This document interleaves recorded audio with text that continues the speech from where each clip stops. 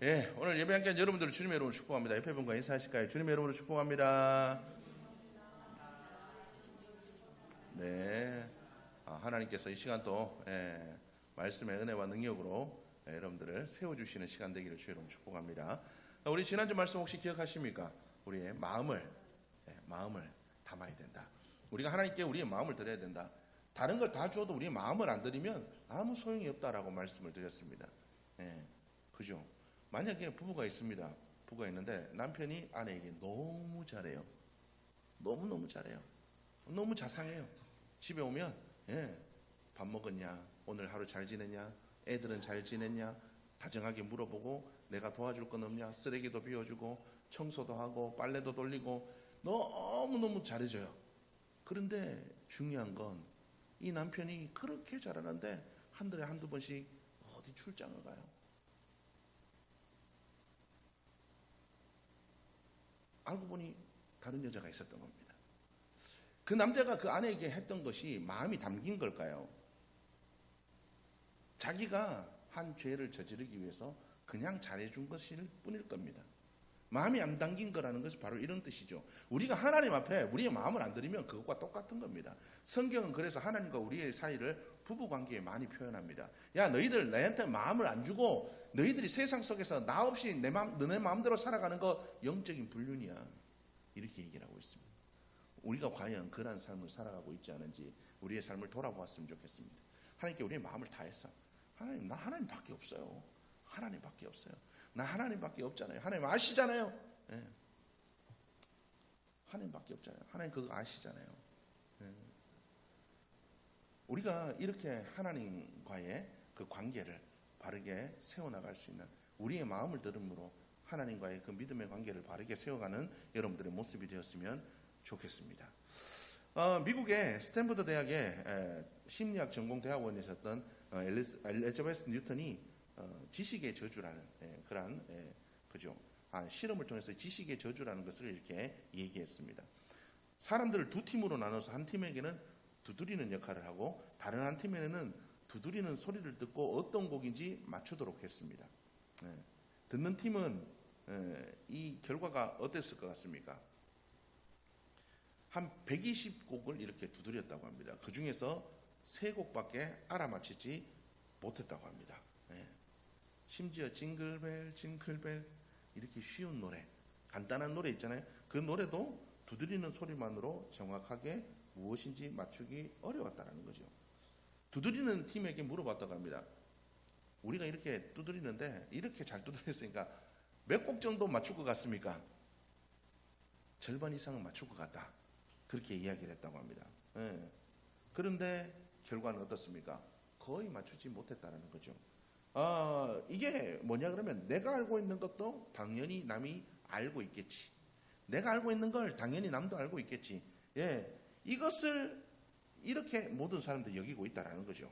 나는 징글벨인 줄 알고 박자를 전달하고 있지만 상대방은 그저 이게 뭐 두드리는 소리인데 이게 뭘 노래를 두드리는 건지 뭘 두드리는 건지 모를 수가 있다라는 거죠. 사람들은 내가 알고 있고 내가 가지고 있고 내가 누리고 있는 모든 것들이 익숙해져서 다른 사람들도 당연히 다 그럴 거라고 생각합니다. 이걸 지식의 저주, 익숙함의 저주라고 이야기할 수가 있습니다. 마치 뭐 애들 공부 가르칠 때 야 너는 이것도 모르냐? 나는 알잖아요. 구구단 너무너무 잘 알잖아요. 근데 애들 너 이것도 모르냐? 며칠 했는데 아직도 이걸 못 외우냐? 우리는 벌써 몇십 년 외워왔잖아요. 익숙해져 있어요. 구구단 모를 수가 없잖아요. 근데 애들은 어때요? 처음 배우니까 어려울 수 있다는 거죠. 우리는 그 익숙함에 빠져가지고 애들이 모를 수도 있다라는 거, 외우기 힘들 수도 있다라는 거, 나도 옛날에 어렵게 외웠다라는 걸 모를 수 있다라는 거죠. 우리 믿음도 마찬가지입니다. 우리 믿음도 그럴 수 있다라는 거죠. 나한테 익숙한 것들이 다른 이들에게 익숙하지 않을 수가 있어요. 믿지 않은 남편, 믿지 않은 자녀들이 익숙하지 않을 수가 있어요. 나는 알고 있으니까 너무 좋으니까 당연해서 꼭 해야 된다라고 얘기하지만 그게 왜? 이렇게 할 수 있다라는 거예요. 그래서 우리는 조금 더 열린 마음으로 다가갈 수 있는 우리 모두의 모습이 되어야 될 줄로 믿습니다. 또한 우리가 믿지 않은 자들일 뿐만 아니라 우리가 정말 중요하게 생각해야 되는 것 하나님입니다. 하나님 앞에서도 우리가 익숙함으로 살아가고 있지 않은지를 우리가 돌아볼 수 있기를 바랍니다. 익숙해져서 은혜가 은혜인 줄도 모르고 감사해야 될 일인지도 모르고 하나님께서 싫어하는지 좋아하는지 그것도 모르고 익숙해져서 아유 뭐 하나님 내가 그냥 다 알아서 할게요. 내가 다 알아서 할게요. 우리가 그렇게 살아가고 있지 않은지 우리의 삶을 돌아볼 수 있는 여러분들의 모습이 되었으면 좋겠습니다. 여러분 익숙한 것은 좋습니다. 그죠? 익숙한 건 좋아요. 예, 익숙한 건 우리의 삶에 좋습니다. 우리가 예배를 드릴 때 처음에 교회 와가지고 예배를 드릴 때 찬양하는 것도 익숙하지 않습니다. 때로는 뭐 손을 들고 찬양하기라도 하고 박수도 치라 그러고 아이고 뭐 왜 저러지? 처음에는 우리 예수 믿고 처음 믿을 때는 그런 게 익숙하지 않았을 때는 좀 부끄럽고 그렇습니다. 그런데 익숙해지면 그렇게 찬양하고 예배하는 게 좋잖아요. 즐겁잖아요. 기쁘잖아요. 그러니까 나도 모르게 박수도 치고 손을 들고 찬양하기도 하고 그렇다라는 겁니다. 익숙한 건 좋은 겁니다. 익숙해지면 더 그것에 집중할 수 있기 때문에 좋을 수도 있습니다. 그런데 중요한 건 뭡니까? 그것이 익숙해지면 사람들은 익숙한 것에는 감동을 느끼지 못합니다. 호의가 계속되면 권리인 줄 안다. 영화 그죠? 영화 그 내용 중에 그런 게 있잖아요. 하나님이 주시는 것들이 익숙해지면 당연한 줄 알아요.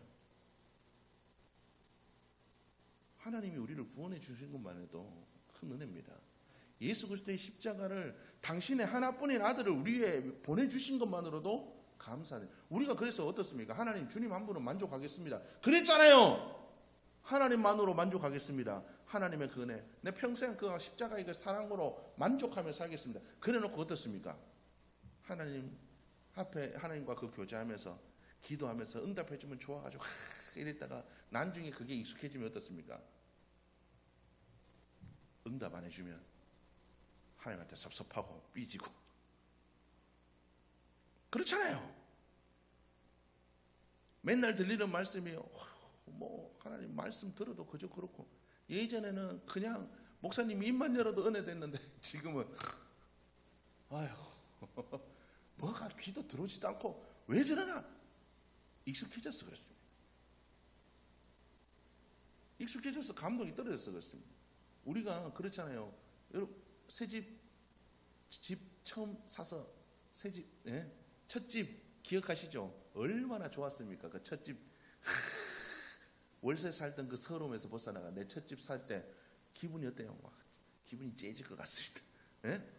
이야 이렇게 그런데 그 감동이 오래 가나요? 조금 있으면 저는 뭐 화장실 저거 고쳐야 되는데 저거 뭐 싱크대 저거 다 뜯어가지고 어떻게 조금 있으면 금방 더 바꾸고 싶습니다. 왜요? 익숙해져서 그렇잖아요. 그 감동이 식어져 가게 된다는 거죠. 새 차의 그 감동이 얼마나 갑니까? 여러분들 내게 좋았던 일들이 얼마나 오래 갑니까? 그렇지 않잖아요. 그 모든 것들이 그 감동이 다 사라져 가는 것은 익숙해져 가기 때문에 그렇습니다. 우리도 기도할 때 하나님과 그 교제만으로 즐거웠던 그 시간들을 우리가 왜 잊어버립니까? 그 감동이 익숙해져 버렸기 때문에 그렇습니다. 예배도 마찬가지입니다. 교회 문만 열고 들어가도 가슴이 따뜻하고 괜히 눈물 나가갖고 예전에 그랬잖아요. 그런데 그런 마음들이 어느 순간 익숙해짐으로 식어져 버렸다는 거죠. 우리의 믿음이 그렇게 식어져 가고 있지 않은지 익숙해져 가고 있지 않은지 우리가 돌아볼 수 있는 우리 모두의 모습이 되어야 될 줄을 믿습니다. 익숙함이 제일 먼저 나타나는 믿음의 익숙함이 제일 먼저 나타나는 게 예배입니다. 예배를 드리는 우리의 모습들이 어떤가를 한번 돌아보시길 바랍니다. 예전에는 5분이라도 일찍 오기로 원했어요. 10분이라도 일찍 오고 지금 안 그래요. 하다가 준비하다가 아이고 뭐 늦었네. 늦었네. 아이고 어떡하지? 예. 아유 늦었네. 어떡하지? 아유 늦었어요. 여러분 그렇잖아요. 오늘 예배 끝나면 오늘 예배 끝나면 오늘 뭐 지금 내 얘기할 때 오늘 이런 거 얘기해야지 뭐 얘기해야지 오늘 끝나고 뭐 해야지. 예전에는 오늘 가면 어떤 은혜를 받을까 어떤 말씀을 주실까 이런 것들을 생각했는데 지금은 어때요? 그런 거 생각하시나요? 그런 거 생각 안 해요. 그냥 뭐 말씀하시나 보다. 오늘 또 아이고 오늘 말씀 은혜 되네 뭐. 이 말씀이 내게 어떤 은혜로 끼칠까 그런 기대 없이 그냥 와요. 그렇잖아요. 우리 예배를 보면 우리 믿음이 익숙해진 믿음인지 아니면 하나님의 그 은혜를 우리가 날마다 새롭게 받아들이는 믿음인지를 우리가 알아볼 수가 있다라는 거죠. 물론 저도 그렇습니다. 말씀을 전하다 보면 때로는 한 10년 뭐 오래 하다 보니까 하다 보면 조금만 잡으면 나머지 축축축축 나와요. 아 그럼 이래 하면 되겠다. 그렇게 해버린다는 거죠. 그렇게 하다 보면 뭐 그냥 늘 하나님 말씀이니까 좋으니까 다들 아멘도 하시고 그러면 그냥 넘어갑니다. 저도 그럴 수도 있다라는 거예요. 여러분 근데 우리가 이런 익숙함으로 살아가는 자들이 되어서는 안 될 줄로 믿습니다. 오늘 성경 말씀에서 이렇게 얘기를 합니다. 야 이스라엘 백성들 유대인의 남이 뭐냐? 할례 유익이 뭐냐? 너희가 하나님께 받은 게 너무 많지 않냐? 오늘 그렇게 얘기를 하고 있잖아요. 그들이 하나님의 말씀을 맡았음이니라. 네. 너희들이 그런 대단한 특권을 받지 않았냐? 그런데 밑에 얘기는 어렵죠. 어려운데 쉽게 말하면 그겁니다. 하나님의 그 대단한 특권을 받았는데 왜 그 말씀 안 지키고 너네 마음대로 말씀 유리한 대로 해석해서 너네 마음대로 그렇게 살아가냐? 그 얘기예요. 말씀 너네 마음대로 그렇게 특권만 내세우고 왜 그렇게 살아가냐는 거죠. 바로 그런 얘기입니다. 너희들이 하나님의 백성이라는 그 특권에만 익숙해져 가지고 말씀 지키고 예배드리고 이런 거 다 소홀히 하고 너네 마음대로 그렇게 살아가는 게 맞냐? 이렇게 얘기를 하고 있다는 겁니다.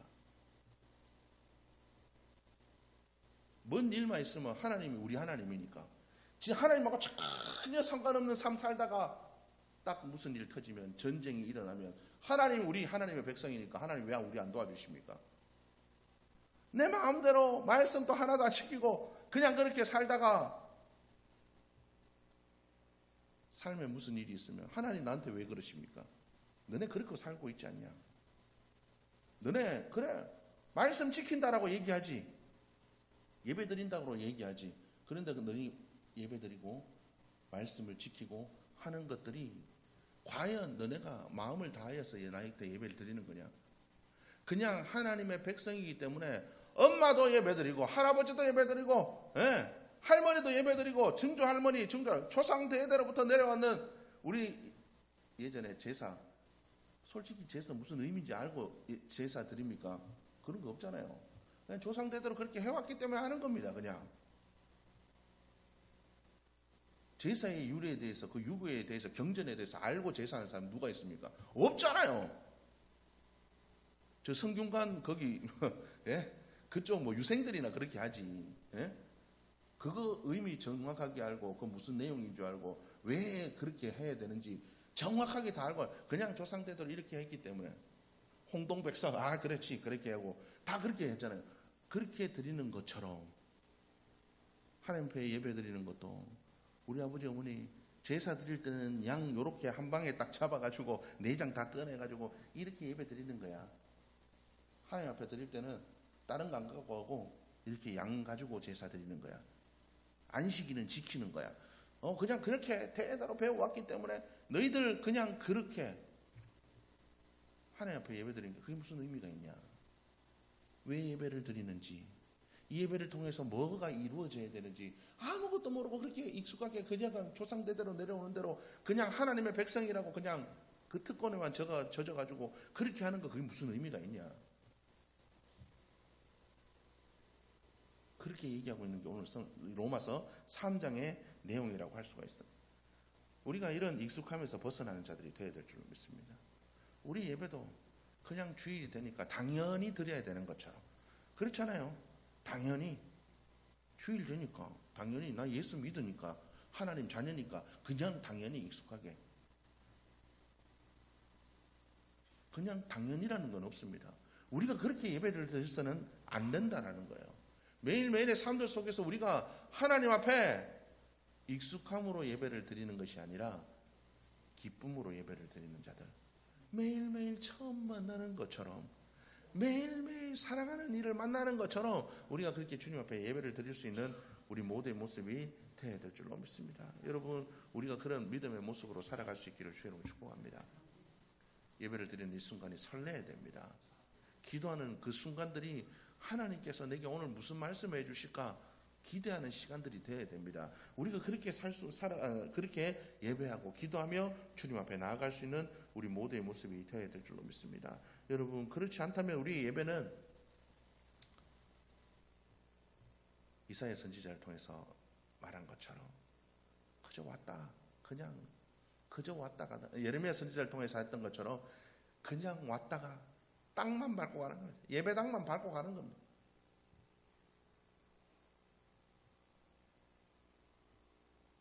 우리의 믿음이 어떠한가를 돌아볼 수 있기를 바랍니다.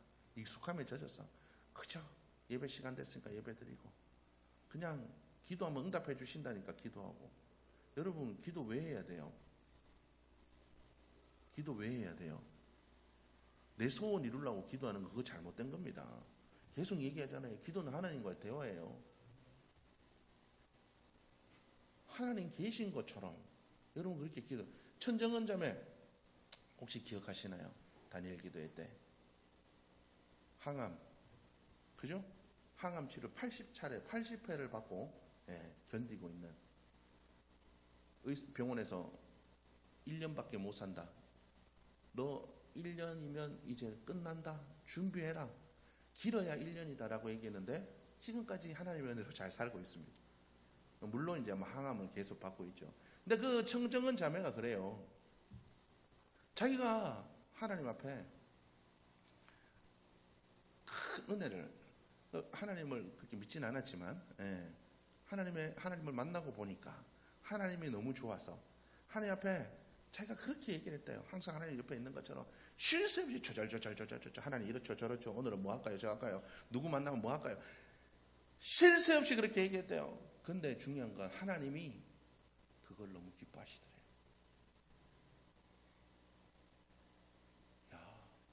너 나 옆에 있는 것처럼 그렇게 생각하네? 너 내가 바로 옆에 있는 것처럼 지금 그런 놈이 없었는데 진짜 너 이쁘다. 하나님의 그 마음이 느껴지더래요. 야, 나 너 너무 좋아. 눈에 보이는 것처럼 옆에 있는 것처럼 너 그렇게 하는 거 나 너무 기뻐. 하나님이 그 이후로 천정자매에게 넘치는 은혜를 자꾸 부어주시고. 여러분, 우리가 과연 그렇게 믿음의 생활을 하고 있나요? 익숙해져서 그냥 주일 되면 교회 가고 시간 되면 교회 가고 아이고 문제 있으니까 기도하고 어려우니까 기도하고 당연히 들어주시겠지 뭐 하겠지. 여러분, 우리가 그렇게 살고 있지 않나요? 우리가 그런 믿음이 아니라 하나님 옆에 계신 것처럼 아버지가 지금 당장 내 눈앞에 계신 것처럼 이야기하고 하나님 앞에서 우리가 찬양할 때 예배할 때 기도할 때 하나님 지금 나와 함께 하시는 것처럼 우리가 그렇게 예배하고 기도하는 믿음의 모습이 되었으면 좋겠습니다. 옆에 있는 것처럼 지금 나와 함께 있는 것처럼 지금 내 옆에서 내 예배를 보고 계신 것처럼 우리가 그렇게 예배 드릴 수 있는 삶이 되기를 주의 이름 축복합니다.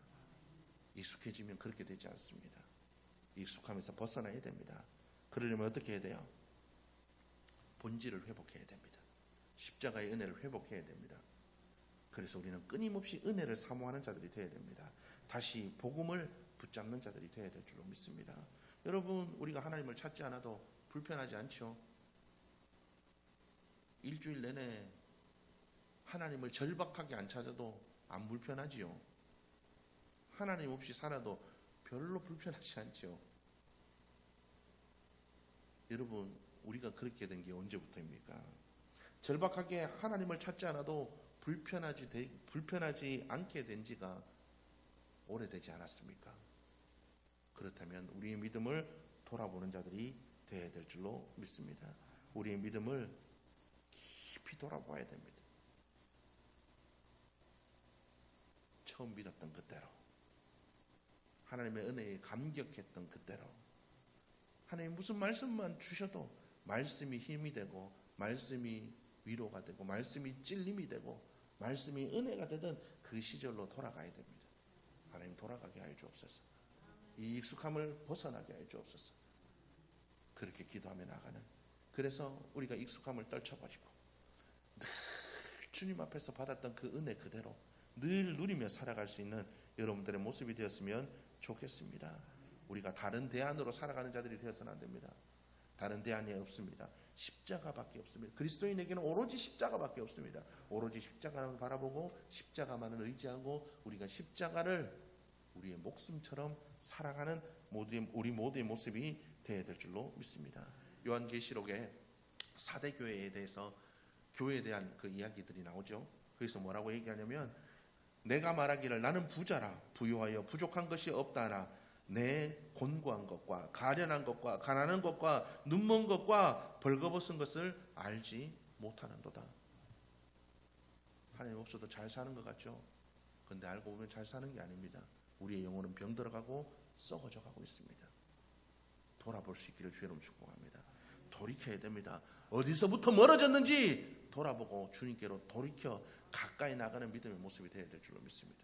이번 한 주간 내가 주님께로 더 가까이 나가는 하는 이 익숙함을 떨쳐버리고 주님께서 나와 함께 하시는 것처럼 주님께서 내 삶에 함께 하시고 지켜보시는 것처럼 늘 그렇게 두렵고 떨림으로 기쁨으로 하나님을 예배하고 하나님과 동행하는 믿음의 모습이 되게 도와주옵소서. 그렇게 기도하며 나갈 수 있기를 주님의 이름으로 축복합니다.